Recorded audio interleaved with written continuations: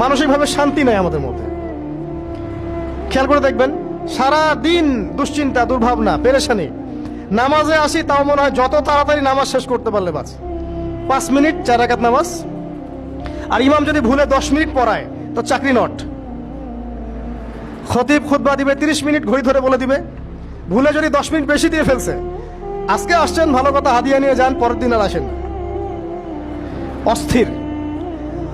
অস্থিরতার কারণ দুনিয়ামুখিতা, আল্লাহ থেকে দূরে থাকা। অস্থিরতার কারণ কোরআন থেকে দূরে থাকা।